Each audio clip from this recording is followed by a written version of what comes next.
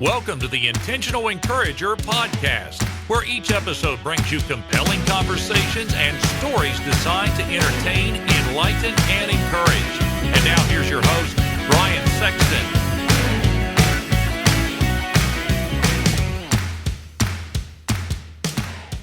Hey everybody, Brian Sexton. You know what's really important to me when I do business with a company is trust and transparency. I've been telling you now for a good while about my buddy Damon Burton and his company, SEO National, because trust and transparency are just as important to them. You know, for the last 15 years, in the search engine optimization space, they have been leading the way and serving people tremendously well. Now, for those of you that don't know what SEO is, it stands for search engine optimization. It helps you show up higher on Google searches so that folks that are looking for what you have find you quicker. And you know what's really encouraging? More revenue, more sales, growing your business. Do me a favor, get in touch with Damon and his team today at SEO National at 855-736-6285 or go to SEOnational.com and get your free quote and tell them you heard it on the Intentional Encourager podcast. I hope you're ready, because here comes a dynamite conversation on the Intentional Encourager podcast. And welcome into the Intentional Encourager podcast. I'm your host, Brian Sexton. Thank you for joining us again today. And if you're watching on YouTube, a little bit different setup for the Intentional Encourager podcast. Nothing like podcasting from a hotel room. But again, I am so looking forward to a dynamite conversation. And here's the thing. I have on the Intentional Encourager podcast, so you've got the Intentional Encourager and you've got the Strengths Encourager. Right. And she helps individuals and teams live well and perform well together. And that's what we're going to do today. We're going to bring the Strengths Encourager and the Intentional Encourager podcast together. And that is my guest, Wendy Willard, who joins me on the Intentional Encourager podcast. Wendy, how are you today? I am well. Yes. I love that the idea that we're all about encouragement today. So that's awesome. That's exactly right. So let's start here. I noticed in your profile on LinkedIn, you talk about well-being, team building, and living on purpose. And so let's start there. The last couple of years, and the reason I want to start here with that and build off that is, as you know, I've started just about every podcast asking how the last couple of years have been for people, because I live in West Virginia, you live in California, and so you want to talk about diametrically opposite ways that we've been affected by what's been happening the last couple of years. Take me through the last couple of years for you professionally and personally through this pandemic, and what's a lesson that you'll carry out of it? And I believe we'll get out of this, but what's a lesson that you'll carry that you've learned from it that you'll carry out of it? Yeah, so I've been doing a lot of reflecting recently because, as you know, we're coming up on 2 years, right? 2 years ago, what did we think was happening? I certainly wasn't anticipating what has happened. My husband, on the other hand, was anticipating what was going to happen. And I didn't realize he was actually stockpiling food and other things that he thought we might need in our garage and under my bed. I was actually sleeping on a pantry of peanut butter and number 10 cans of pasta sauce and pears and all of this stuff that he started collecting. My wife turned a spare closet, and part of where my office is, about 200 feet from our house, my wife did the same thing. So again, I totally get it. Yeah. So I wasn't prepared for that. We actually are foster parents. And so in February, I think it was February 1st of 2020, we took a new placement of 2 sisters. They were 12 and 13 at the time. And their lives looked very different than ours. And so there was a lot of adjustment on their part and on ours. And so we spent, all of February adjusting, getting them set up into, they didn't have an educational background. And so we got them into school, and I had started the process of getting an IEP for them. And We got them into gymnastics. They had never done extracurricular activities. We started doing all of this stuff to try and support these kids. And then, about 6 or 7 weeks after they came to stay with us, the world shut down. And they went from being very well supported and having us and their teachers and social workers and gymnastics teachers and all kinds of stuff, and being able to visit with their family. They had a very large group of siblings, to all of a sudden being stuck in this house with us, people that they didn't really know that well, right? And they couldn't go to school anymore, and they couldn't see their siblings, and they couldn't do anything that they had done. And so we saw the pandemic through their eyes. And that really, I think, looking back, their worlds turned upside down. And as a result, our entire family's world turned upside down. Our older daughter ended up coming home from college. And so all of a sudden we had 6 people in a 1,200 square foot house, and I had 4 teenage girls sharing one bathroom. And so there was a lot of frustration. There was a lot of stress. And so one of the very first things that I did was try to figure out, okay, I need some sort of structure for these kids. So I created this whole checklist, and it was kind of my little moment, because where something I did online all of a sudden took off, and I had it kind of went viral because everybody was looking, how do we help these kids, right? So I got to ask you, jump in, I got to ask you, how are you're new, you take on these 2 foster children, then your oldest daughter comes back, and you have another daughter at home, and it's you and your husband.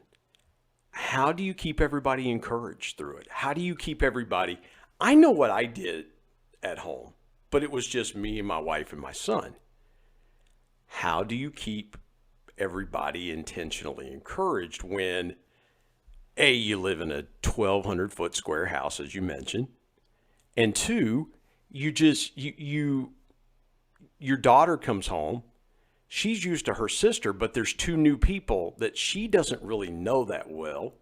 Yeah. And they're all sharing a bedroom. So, Wendy, how do you keep everybody intentionally encouraged?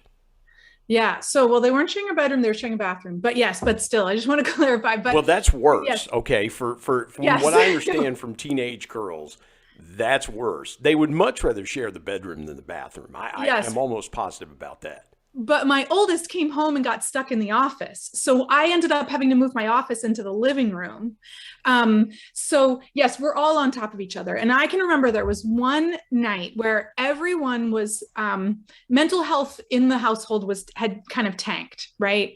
And I know for me and for a lot of other people, creativity is a way to help improve your mental health. When I can be creative, I feel better. But the problem is when my mental health is already tanked a bit, when I'm maybe feeling a little depressed or I'm feeling down, it's hard to get over that hump of wanting to be creative. Right? Mm-hmm. Normally when I'm feeling well, just the idea of being creative is enough for me to be like, let's go, let's do it. But when we're feeling like that, the idea of it doesn't help.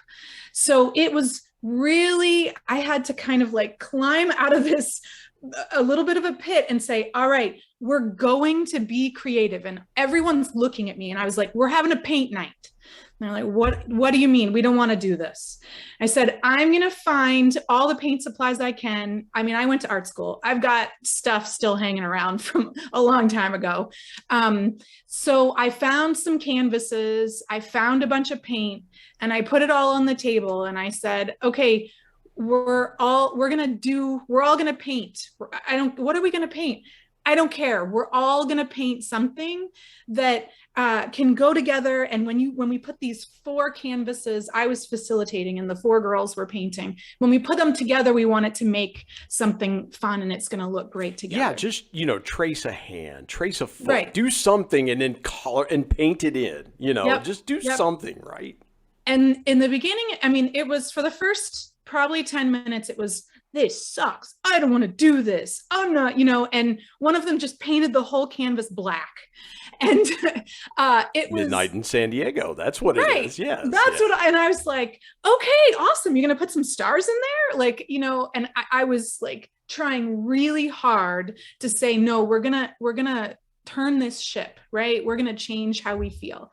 And I will say, over the course of an hour, we eventually started laughing together. And that's huge, right? That I think is where it started turning, and where everybody started to feel better. There was just this release of kind of all this built up energy. And it got the four of them working together on something, and it gave everybody a chance to just exercise kind of how they were feeling, just kind of put that out there. I won't say we kept the paintings. I won't say they were awesome. For the most part, they were in just an exercise in creativity. But it was something that was helpful in that time, right? Yeah. And it made us all feel better, even if, we then had some rough days again. It was stuff like that, saying, okay, we're gonna do something. We're all gonna sit around and watch a comedy show so we can laugh together. We're gonna build. I still have my Legos from when I was a kid. I've carted them all across this. country. Wendy, if my family and I did family painting night, the next night we would have a family bonfire and burn them because they would be so terrible. I mean, if I'm painting something, it's terrible. I had trouble painting a green wall for a green screen in my podcast studio. So, again, my wife was like, never again. I'm not giving you a paintbrush, just because I was so terrible at it. I was just so incredibly horrible. But let me ask you this. When you saw that ship turning, and I like the way you said that, kind of the turning the ship, there's this, we've got this big ship of weight and uneasiness and all the things that you guys were dealing with in your home, and you're turning that ship. When after that night, what did you notice about the dynamic of everybody coming together? Did you notice the atmosphere changing after that night and everybody just kind of coming together? Because I want to go back to that, because I'm trying to put myself in that moment where you've got two foster kids. They're separated from their siblings. You have your oldest daughter separated from her sibling, and she comes back, and so they're trying to reconnect, as most people do. When you're away from somebody, I know when I traveled a lot more than I do now. When I was gone 3 or 4 nights, it took me a day or so to reconnect with my family, because you're gone doing you're working, your wife's handling things, so to speak, things like that. It takes a minute to reconnect. Did you feel the atmosphere changing after that point? You feel like that was a real turning point to that year? I think it was a point for us. I know, I can speak for myself and say it was a point for me where I realized, okay, we have to be more intentional about doing stuff like this together, and just encouraging each other to express our feelings, however that needs to come out, right? In as productive of a manner as we can. I'm not going to lie to you and say that it was all, easy street after that, because when you take 2 kids from who had a difficult past, and you put them together with other people, right? And we're all a bunch of broken people, and you put us all together, and there's a lot of ups and downs, and it's difficult. And we've been involved in foster care since 2008. So a lot of years. I wish I could say that, most of the stories ended with a nice, pretty bow wrapped with a pretty bow on top. Yeah. That isn't how it's been in a lot of cases. And everybody thinks that And I want to pull a little more conversation out of what you said there. A lot of times people think that those of us that have encouragement, that do encouragement, they think, oh, your life must be great. Everything in your life must be just so wonderful. That's how you encourage people, right? Because you don't go through life struggles. You don't go through anything like that. And it's not that we don't go through things. It's that we've learned how to encourage ourselves and get ourselves through it. And I love what you said there, because it's almost like, well, if you're encouraging people, you must have things figured out. And that's not the case at all. Like, I'm the last person that's got everything figured out. When you think about that, and forgive me for interrupting there, but you hit on that, and I wanted to pull a little more of that conversation out, because that's a fallacy that a lot of people think. So let me go here for a second. How did you keep yourself encouraged through that time? Oh yeah. I mean, that's been the perpetual thing for the last 2 years. And, originally you asked, what is something I've taken out of all of this, right? And something I've learned. And I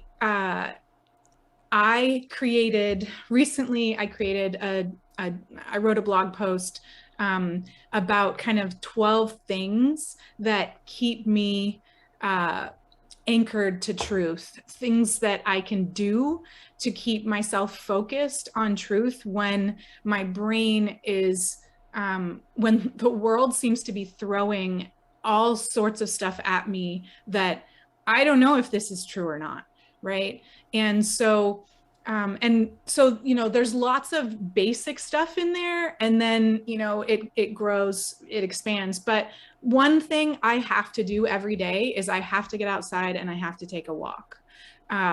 And for me, I work at home, so I spend a lot of time sitting at this desk, and I just have to get outside. And that was, even before the pandemic, I was taking the dog for a walk every day. But when we found ourselves living 6 people in this little house, getting out to take a walk felt even more important, right? Yeah. Like, I've got to get outside. I need some time to myself to think.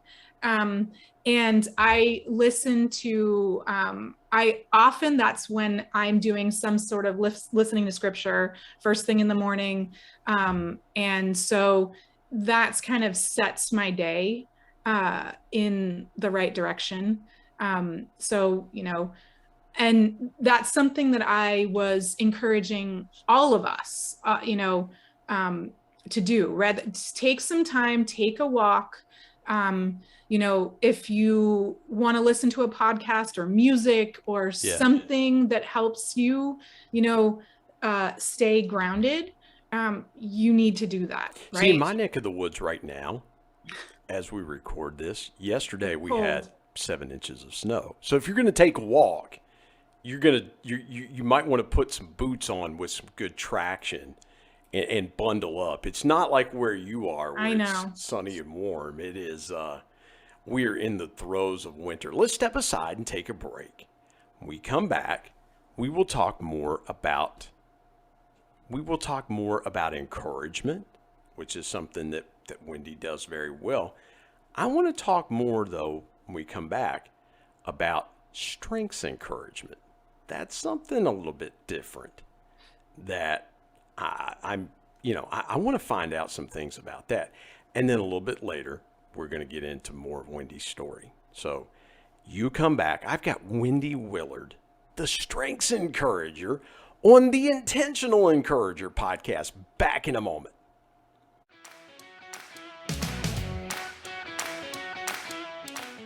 Hey everybody, Brian Sexton here. The new year is upon us, and you may be sitting there thinking, hey, I would really love to pay off some debt, or I would like to save for that dream vacation. Maybe you want to buy a new car. Whatever it is you want to do financially in the coming year, let me give you a great piece of intentional encouragement and something to think about that might help you do it. products for profit. Now, this is a course taught by my good friend Joe Hart, who's been a guest on the Intentional Encourager podcast and has told his story how reselling changed his life. And you know what, folks? It could do the same thing for you too. It's really simple. Reselling is basically buying a product and then reselling it online for more money. And Joe is going to take you through the steps and show you how to do this either part-time or maybe, as some of his students have done, take this full-time as well. Go to coachjoe89.gumroad.com/L/premium PFP. And oh, by the way, this group is going to help you find leads of products that are profitable right now, give you all kinds of great intentional encouragement, and you're going to be surrounded by a community of people that are going to want to see you be successful in the reselling game. Again, go to coachjoe89.gumroad.com/L/premium PFP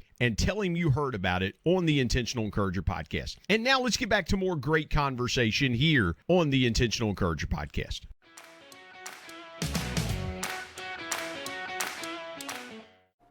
Wendy, I love where our conversation's going. You were talking about, before we took a break, about the things that you do to intentionally encourage yourself. And I love that. And here's what I tell people.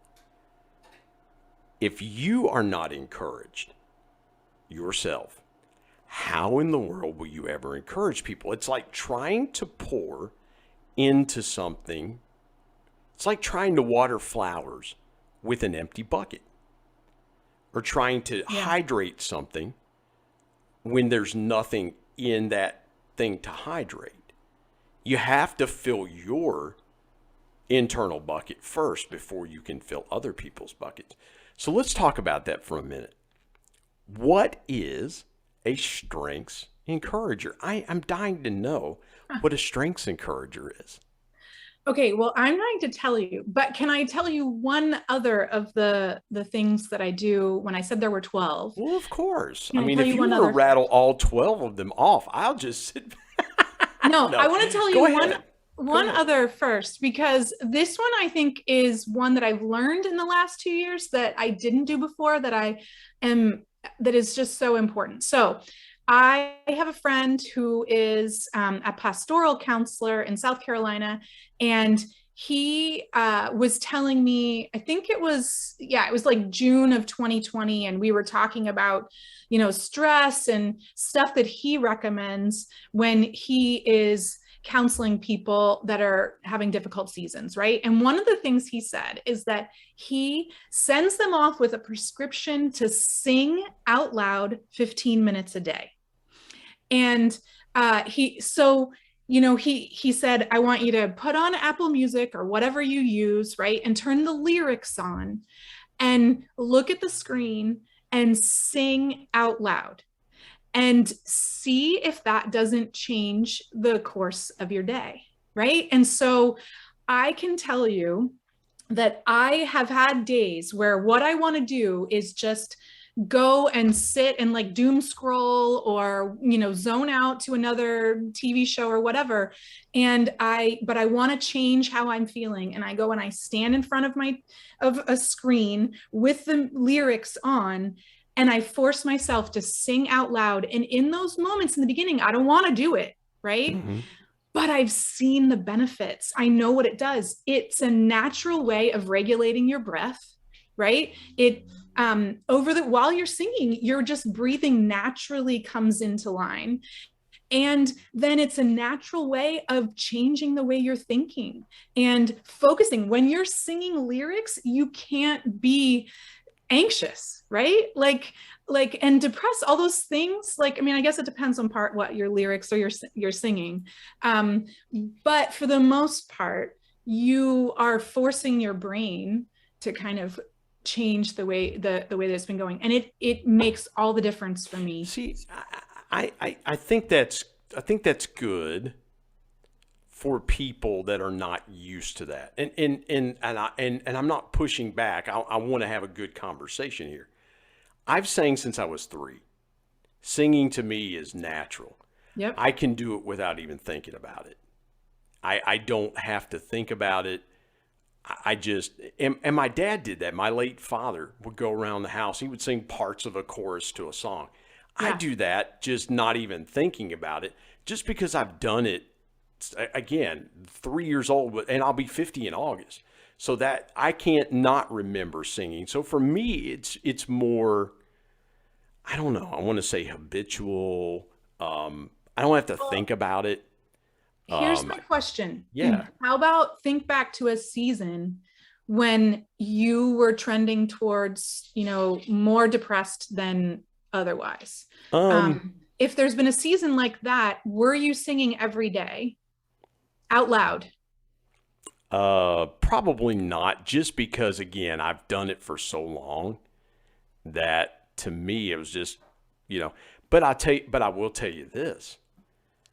I can remember there's one particular day, and I don't know where it came from, but I heard my dad singing in my ear. My dad was the one that taught me to sing. My dad sang his whole life. My dad's been gone almost 10 years. I heard my dad singing a song in my ear, and I started to cry because I missed my dad. But it wasn't oh, woe is me, this is horrible. It was almost, in that moment, it was almost a seminal moment where it was like, yeah, I miss my dad, but this is a sweet moment, right? This is a moment where it's like, I'm really glad that I hear my dad singing in my ear. Yeah. And it was a song I hadn't heard in a long time. I hadn't heard him sing it in a long time. And so I don't know, Wendy. For me, I don't know. I guess I'm more, when I sing for a purpose. I'm like, okay, well, let me work on something, or I try to move my range up and down a little bit. So I guess for everybody it's different. So let me ask you this, since we're on that topic. What have you learned about singing? Has it helped you as far as wanting to? Because I have a friend of mine that is taking singing lessons right now. We were talking back and forth over text, and she was like, well, what feedback do you have? And I'm like, just, listen to your voice. Sometimes you just got to let it rip. Sometimes you just, in that 15 minutes, you just got to let it rip and not worry about who's around you. Just kind of go, yeah, right. I might crack a little bit or something like that. Did you first? Okay, let me ask the question this way. One, have you always sang? No. And two, what have you learned about yourself through singing? So I'm not one of those people that sings. I don't sing in public. Let's put it that way. I sing corporately. There have been times that my wife has told me, you were not good tonight. Yeah, I love music. I love singing, but I'm not one of those people that when people hear me, they're like, oh, you should sing, alone more, like in front of people. No one ever says that. No one has ever told me that. And I'm sure no one ever will. So for me, this is an exercise more of changing my thinking and my thought process. And singing is a way to make that happen.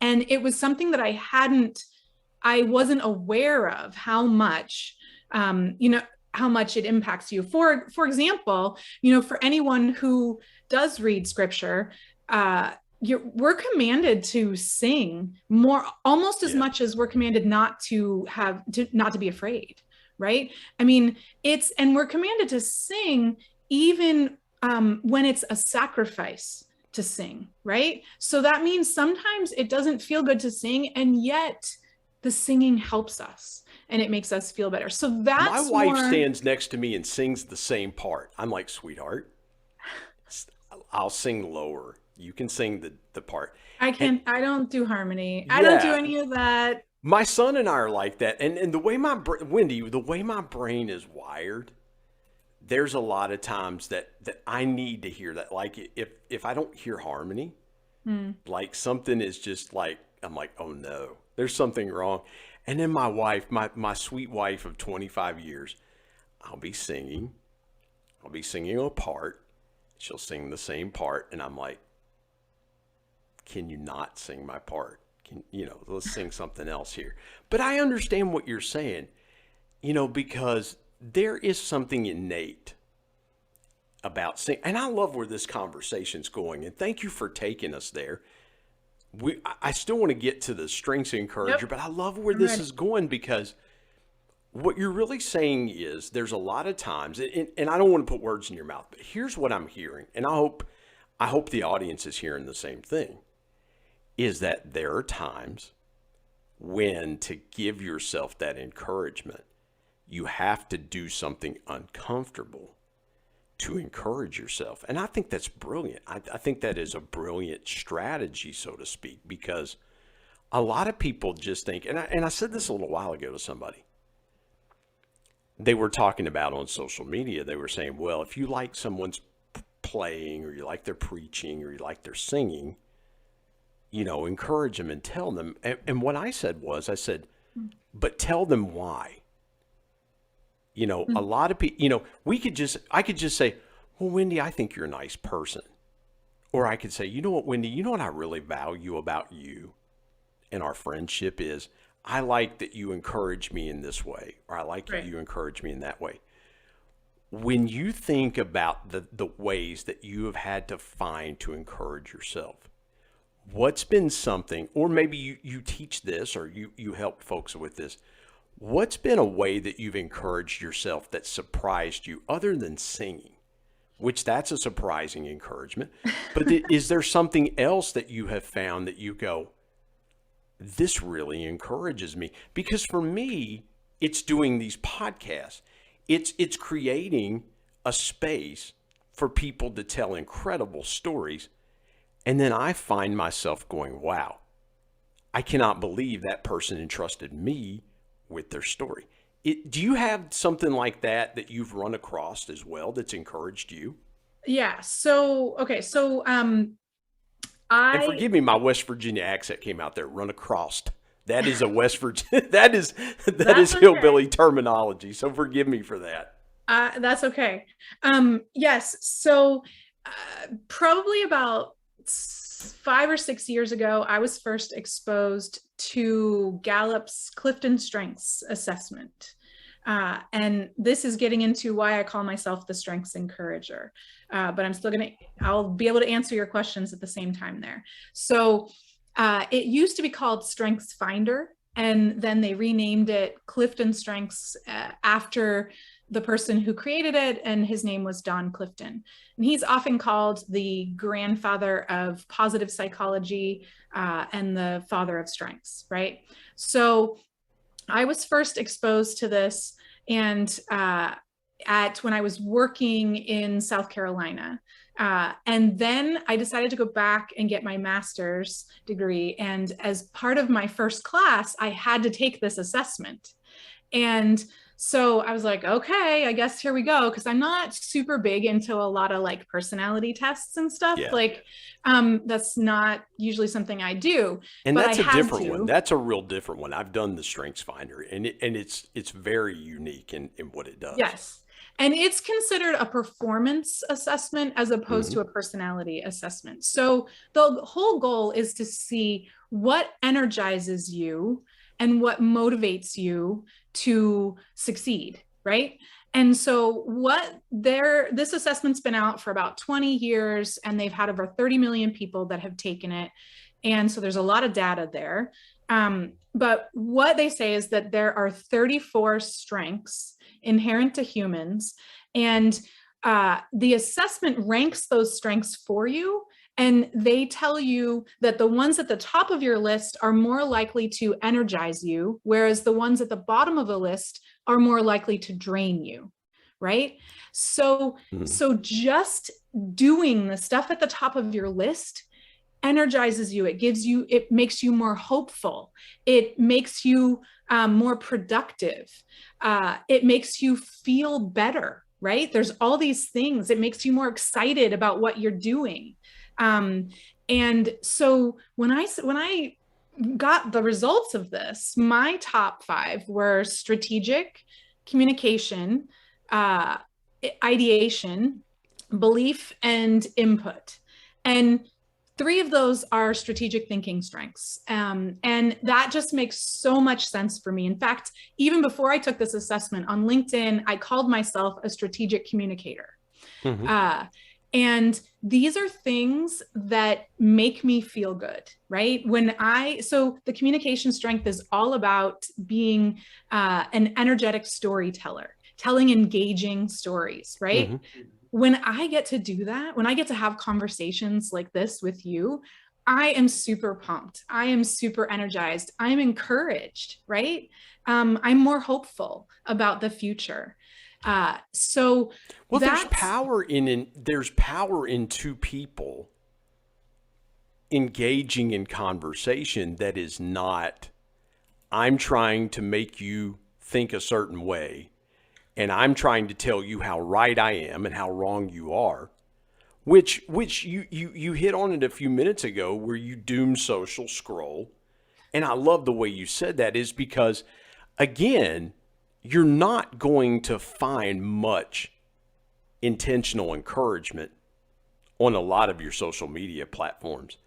And that's why, folks, I'm trying to change that to some degree, because, again, if you scroll through your feed, you're going to see, well, so-and-so went here on vacation, or so-and-so had this for dinner, or so-and-so got a new car, or they posted a meme, or somebody's trying to make a political comment. Yeah. And you don't really see a lot of encouragement there. And if you doom scroll, and I love the way you really brought that out.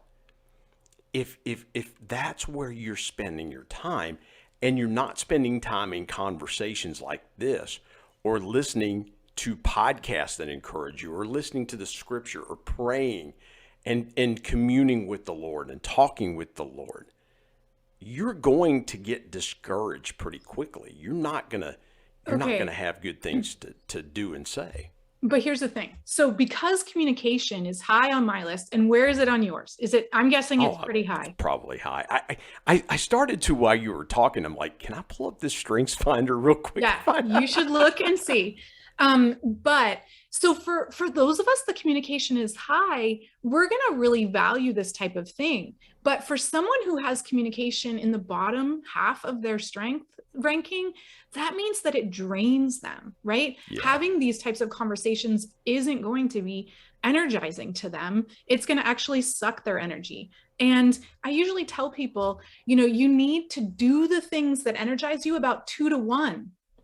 To have the energy to do the things that don't energize you, right? You need at least 2 to 1. I mean, an ideal situation is that throughout your day, you're having like 4 times as many things that energize you as things that drain you, because you need the energy to complete the stuff, to do the stuff that drains you, right? So what I do when I work with people, whether it's teams or individuals, is help them figure out what energizes them, and then help prepare for the times when you're not feeling well, so that you can come up with a list of things you can do, right? For me, it's having a conversation with someone. Another one for me is actually listening to a true crime podcast, because if I do that, that engages my strategic brain, right? It's like I'm trying to figure out what happened, right? And can I solve this crime? Can I solve that? See, I like documentaries. My wife hates it because I like documentaries. I watch stories. A sports documentary. We at home, we'll watch. I'll turn on YouTube and I'll watch. Goodness, I'll watch a sports documentary. I'll watch a press conference from my favorite team, and she's like, what are you watching? And I'm like, for me, I'm interested in, that engages me, that energizes me. For one thing, I'm like, you know what? You guys need to ask better questions. I'm kind of critical of media. It's like, come on, you got to ask better questions. I want to ask you this, and then we're going to take a quick break. Yep. And we'll get to your story. Okay. What's your biggest piece of intentional encouragement for professionals? Not that altogether, but when you're working with someone, what's something that you are intentional about sharing with them, a piece of intentional encouragement?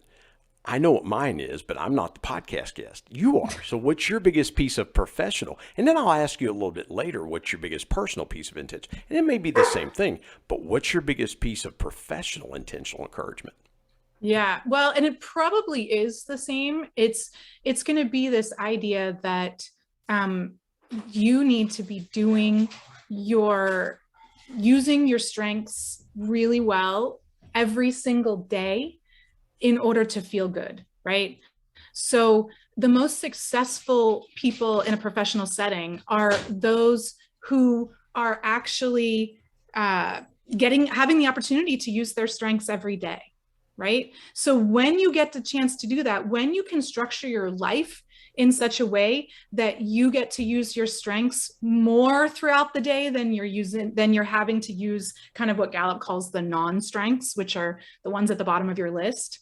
When you have to operate out of your area of weakness, that is really, really difficult. We don't want to do that. It doesn't make us feel good, right? So we need to structure our workplaces. Like, I get really frustrated with people that say, these people that are like, Sunday night, I got to go to work Monday morning, right? Like, hey, let's figure out how to either structure your current job such that you are using your strengths and being energized at work and you love going to work, or find you a different job where that can happen, right? Well, and I'll push back just a tad. And that is where, and I'm please don't misunderstand.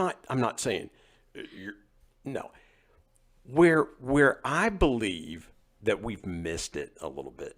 Okay. Is the buzzword is, I'm super passionate about this, or I'm super passionate about that.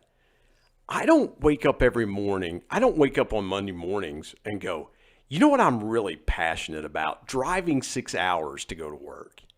I'm not really super passionate. Nope. But here's the thing. I know when I get out of bed, I've got a clear purpose because people are depending on me to do what I have to do. So that for me, and I might not have slept well. I might have eaten something that disagreed with me. I'm getting old. I got a hip problem. I may have stuff on my mind. But I guess for me, I'm trying to discover that purpose for me is everything. Yep. If I can't be purposeful in everything or intentional about everything that I do, that's going to carry me when the passion bucket is not there. And there's a lot. Wendy, I'm just being transparent. There's a lot of mornings the passion bucket isn't there. But what you just described are two strengths that I'd like to know where they are on your list: responsibility and belief, right? And hear me, when I say you have to use your strengths in your job, I'm not talking about being good at Photoshop or being good at a certain piece of software. I'm talking about these things that are so innate in you that you can't not do them. It's like breathing, right? So you just described that you feel this deep sense of responsibility for your family or whoever else, your colleagues or whatever. One of the things that I heard in the way that you talked about it there was what Gallup calls the strength of responsibility. So if you're getting a chance to use that in whatever job you're doing, then you will be energized. So you will have more energy to keep going, right? Mm-hmm. So these strengths are not prescriptive. It's not that the strength of responsibility says you have to do this for a living, right? They're descriptive about the type of situation in which you are going to feel the most satisfied, in which you are going to feel the most impactful. Does that make sense? That makes perfect sense. I love that. And I was trying to pull up the Strengthsfinder that I have, and apparently there is a new app, and I've forgotten my password and everything. So I have to get in there and pull it up. But hey, let's step aside, take a quick break, because I want to leave space and room to tell your story. And I love where the conversation is going, because again, I think what Wendy and I are both saying is, get intentional about the things that encourage you. Find those things that encourage you. Get intentional about feeding those things and making sure they're on point and things like that, because That's what's going to carry you. She is the Strengths Encourager, and she is on the Intentional Encourager podcast. My guest, Wendy Willard. Come back, because we're going to tell Wendy's story when we come back. Come back with us on the Intentional Encourager podcast. Back in a moment.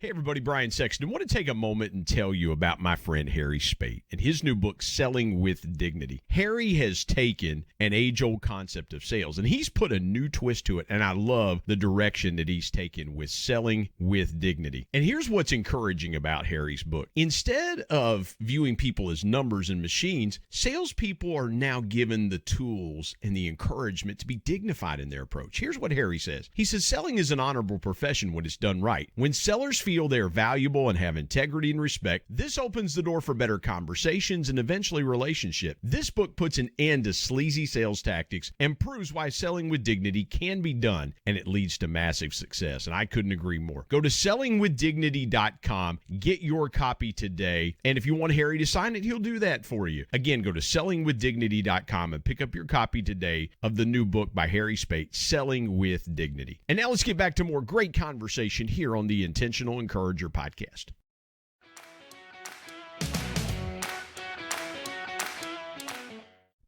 Wendy, before we went to break, we were talking a little bit, and you told us a little bit about your story, a little bit about your daughters and your foster children, but take us as far back as you want to go. I'd love to hear more of your life story and how you got from point A to point B, some maybe some obstacles that you've overcome. I'm going to step back and let you take it and just go with it where you want to go. Well, I think ultimately what I'd like to get to is when I first reached out to you, it was to talk about this word that I've been throwing around, and the word is slathy. But to explain kind of where that came from, I will go back a bit. And I, like you, have the benefit of being able to I'm being on the second half of my life here, kind of looking back and saying, what's been a thread that if I pulled it, would go all the way through my life. And I realized that even though I started off, I went to art school, and right out of college was working as a web designer. All throughout my life, I see that I've been really interested in well-being. And what does it take for us to feel well, to really thrive? There's so many days when we're just surviving. We're struggling, we're barely surviving. What does it take for us to live well? And so over the last 25 years, I've had a variety of different jobs. At one point I actually was, I cooked at a bed and breakfast. I cooked every morning, which was very different than, going to art school and all of that. But even,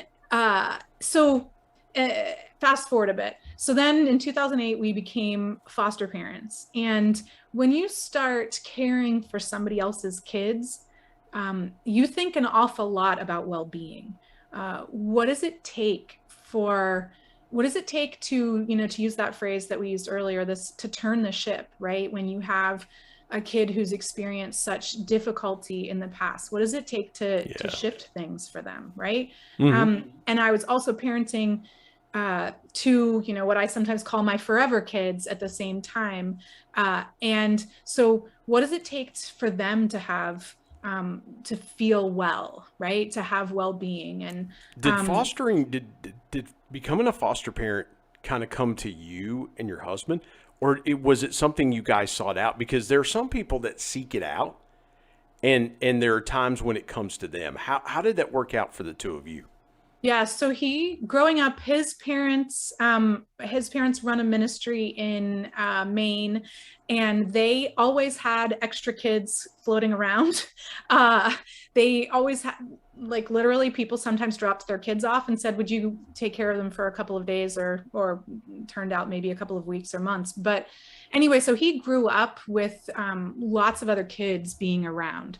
And that was a part of his family structure. And so we even talked about on our honeymoon, I know it's not normal honeymoon talk, but we talked about what our future family might look like. And so we knew we went to Nicaragua in 2005, and we visited a missionary there who had adopted several kids, Nicaraguan kids.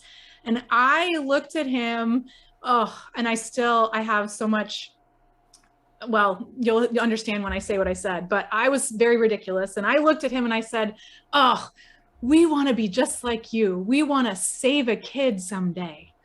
And he looked at me, and I know he wanted to just laugh, but he said very seriously, he said, listen, I want you guys to go home and start caring for, kids in your own neighborhoods, in your own communities. Start taking care of kids that need support there before you ever say you want to go, quote, save a kid in a foreign country, right? This was his advice to us. And at first, my initial reaction was like, who is this guy? Well, that's the thing is there are times it's like, well, we flew 5,000 miles and adopted a Russian child or a Chinese child or whatever.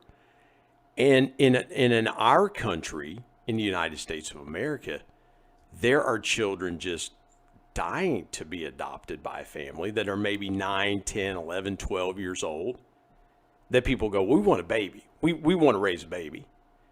And again, I understand that, but what about those? And I don't mean to get off on the subject, but that to me sounded, Wendy, like some real godly counsel that you guys got in that moment. So how did that begin to change your thinking? Because I got to tell you, that's a little bit of a slap in the face comment. Oh yeah. Oh, it was completely a slap in the face. And it took us a little while to come around to that way of thinking, I will admit. And I'm also not saying that this is how everybody needs to approach, adoption or foster care, but this was just our story. And this is the advice he gave us. We took it to heart. We went home. That trip was in April of that year. And in September, we started foster care classes we were living in Maryland at the time. And we started foster care classes then. Our girls were, I think, first and fourth grade or something at that time. Mm-hmm. And we thought we knew a little about parenting. I wish we had gone through those foster parent classes before we ever had kids, because I learned a lot. And there's all sorts of questions that they ask you that we had never talked about. And it was great to go through all of that. Sure. Yeah. But anyway,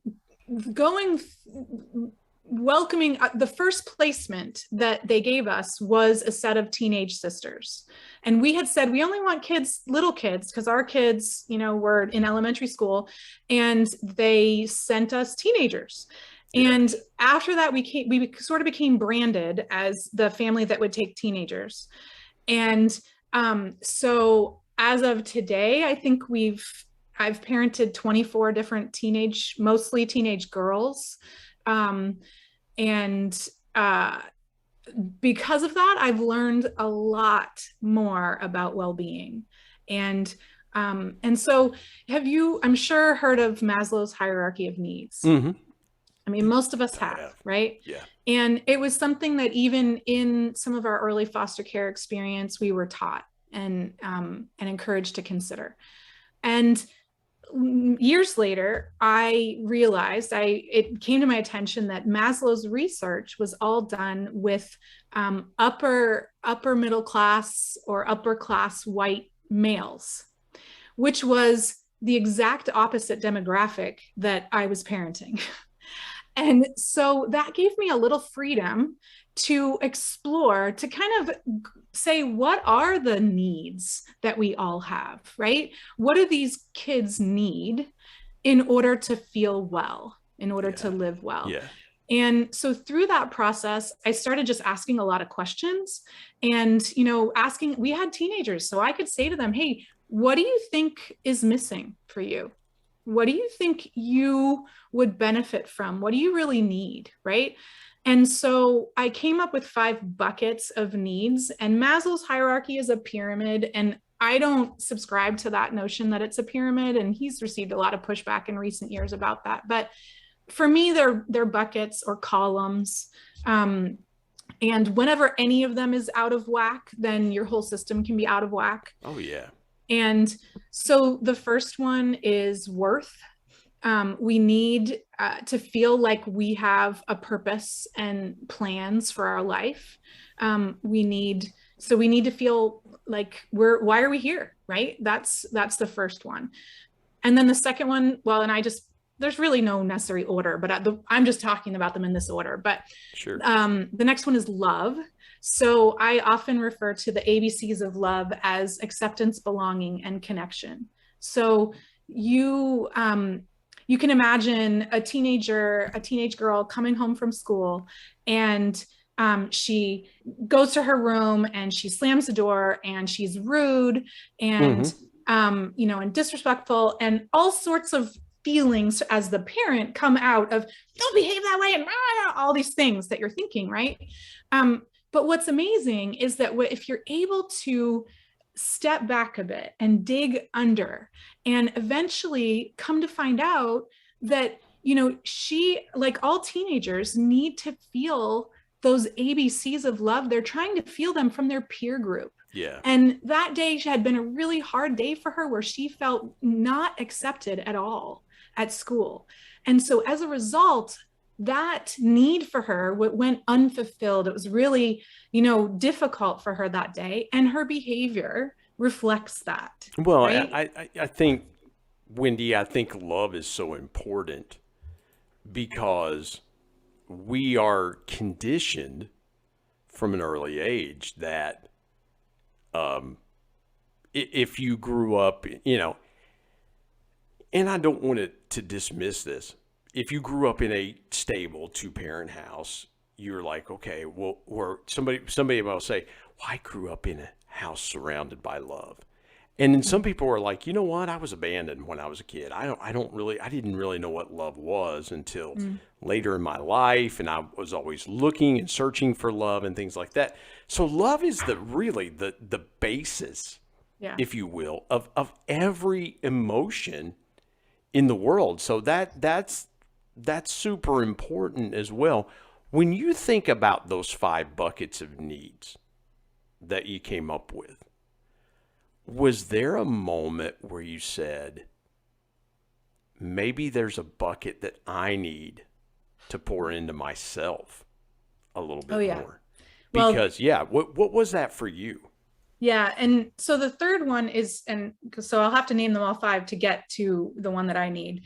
But so there's worth, love, nourishment, which is nourishment for your body, and, your everything. So it's food, it's water, and it's physical touch. I put in that category for nourishment because we need all of those things. Rest is another super important one. Rest for your body, your mind, your soul, right? And then the last one is trust. And this is one that I think is really underrated in our culture. We don't really appreciate how much our culture is built on trust. We have to trust that the people driving in their cars are going to obey the rules of the road and are not going to hit us. Right. If you're a store owner, you trust that people are going to pay for the items that they take, right? If I tell you something in confidence, I'm trusting that you are going to not go blabbermouth it to everybody else. Yeah. Right. But we trust that if we turn something on, it'll come on. Oh, yeah. Right. So there's all these aspects of trust. And where do I place my trust? Right. And the opposite of trust, at least in my experience, is fear. And so I think when I look back on my life, that's the bucket that I've struggled the most in, is trusting, for example, trusting that my daughter's creator actually loves her more than I do, and that he's got her in the palm of his hand and he's going to take care of her, right? Like, that's been a huge obstacle for me to get to, is in parenting, is trusting for my kids, right? So the opposite, if we look at the opposite of all of those, like the opposite of that one is fear or being afraid. This is where my word slathy comes from. I want you to talk about that. Yeah, I want to get to that, and I don't want to miss that. I also want to be respectful of our audience's time as well too. So go ahead and talk about slathy. That's an unusual acronym. Yes. So the S stands for the opposite of worth, which is shame. That's what we feel when we don't feel like we have a purpose or plans for our future. So that's shame. So the opposite of love is the L. That's loneliness. We feel alone, right? The opposite of trust is that's where we get the afraid, the fear. So SLA. The opposite of rest is tired. That's the T. The opposite of nourished is hungry. That's the H.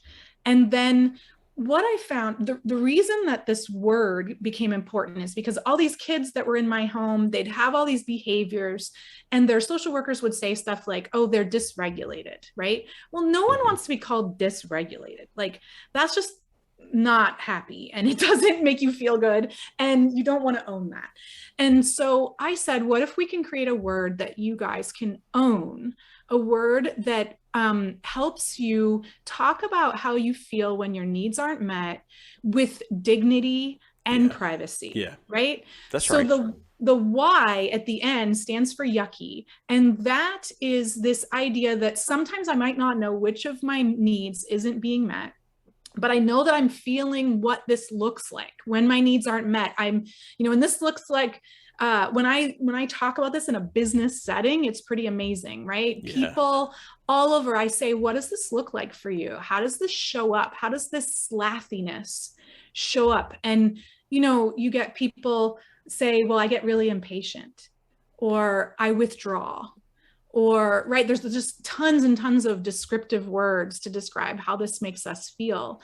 And when we have this word, there is no word in our English language to talk about how we feel when our needs aren't met. You could say unfulfilled, maybe. What I've found is most people, especially in the business world and professional settings, they just say they feel tired. Yeah. Right? It's like, how are you feeling? I'm a little tired. So when I had been teaching this concept of slathy to other foster parents and adoptive parents before COVID hit, and then after COVID, I started finding that they wanted to take it to their workplaces. They're like, everybody I know is feeling slathy right now, but they don't understand this. And so I started getting calls to teach this to business teams, to help them have language to talk about how it feels when our needs aren't met, because COVID has impacted that. The pandemic impacted that for everyone. Can we have a language that we can use in the workplace, for example, to say, you know what, I know we had a meeting scheduled this morning. I am feeling really slathy today, and I'm wondering if there's any chance I can take a few hours to do what I need for self-care, and can we reschedule it for this afternoon or tomorrow morning, right? Can we have that conversation to help, to reduce judgment and to increase compassion? Yeah. That's really my goal with all of this. Does that make sense? Yeah, that makes perfect sense. And again, there is, I think we all could hit on those different things. There are times that we're not 100%, and some people power through them, and some people are like, listen, I need to take a time out. And so I'm really glad you said that. Let folks know where they can connect with you, find your resources, things like that. Because again, people may want to say, hey, Wendy, I'd like to reach out to the Strengths Encourager and get that for my team. How can folks connect with you, Wendy? Well, there's a couple ways, but if you go to slathy.com, so that's SLATHY.com, there's a quick overview of what I talked about in terms of the needs and what it means. And then at the bottom, there's a link to my Strengths Encourager website. And so that'll get you, slathy.com is probably the quickest way to get you to both of those. Awesome. This has been so good. Wendy Willard, the Strengths Encourager, has joined us today on the Intentional Encourager podcast. Wendy, this has been great conversation. I love the fact that we were able to talk specifically about encouragement and different things and sharing your story. I really appreciate that. Thank you for joining us today on the Intentional Encourager podcast.